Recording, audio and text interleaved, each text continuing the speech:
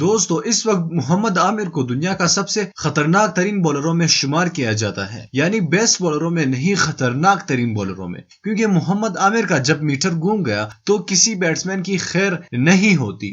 اس بات کا اعتراف وراٹ کوہلی خود اپنی لائیو انٹرویو میں کہہ چکے ہیں۔ دوستو لنکن پریمیئر لیگ کے سیمی فائنل میں محمد عامر اپنا پرانا جو ایٹیچیوڈ تھا اور ان کا جو خطرناک ترین بالنگ کا اٹیک تھا وہ انہوں نے واپس اپنا لیا اور اپنی ٹیم کو سیمی فائنل جتوا دیا اور فائنل میں اپنی ٹیم کو لے گئے۔ دوستو حالانکہ گیلے گلیڈیٹرز کی ٹیم کی رینکنگ کافی زیادہ نیچی تھی، لیکن محمد عامر کی کپتانی میں یہ تاریخ میں پہلی بار ہو چکا ہے کہ محمد عامر کی کپتانی میں کوئی بھی ٹیم فائنل تک جا پہنچی ہے۔ دوستو محمد عامر اپنا مکمل طور پر سیمی فائنل میں اپنا ہوش کو بیٹھے اور بیٹسمینوں کو انہوں نے نانی یاد دلا دی۔ بیٹسمینوں کے پیر کانپ رہے تھے جب محمد عامر بالنگ کر رہے تھے۔ دوستو انہوں نے کون سا بڑا کارنامہ سر انجام دیا اور کتنے وکٹیں حاصل کر لی، آگے چل کر ہم آپ کو اس ویڈیو میں ایک ایک چیز ڈیٹیل سے بتائیں گے، لیکن آپ سے گزارش کروں گا کہ چینل کو سبسکرائب کیجئے اور اس ویڈیو کو لازمی لائک کیجئے، اور اگر آپ محمد عامر کو پاکستانی ٹیم میں واپس دیکھنا چاہتے ہیں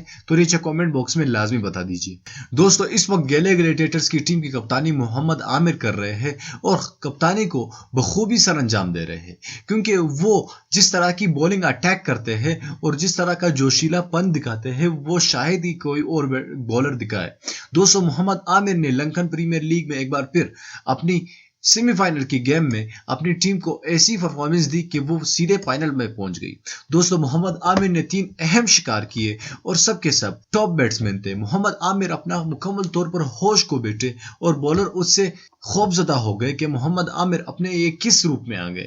دوستو محمد عامر نے انتہائی اچھی بولنگ کی اور سب ان کی تعریف ہی کر رہے تھے، کوئی بھی ان کی بارے میں غلط بات نہیں کر رہا تھا، سب کے سب تعریف کر رہے تھے۔ محمد عامر جلد پاکستانی ٹیم میں بھی انشاءاللہ آ کر اسی طرح کی پرفارمنس دے گا۔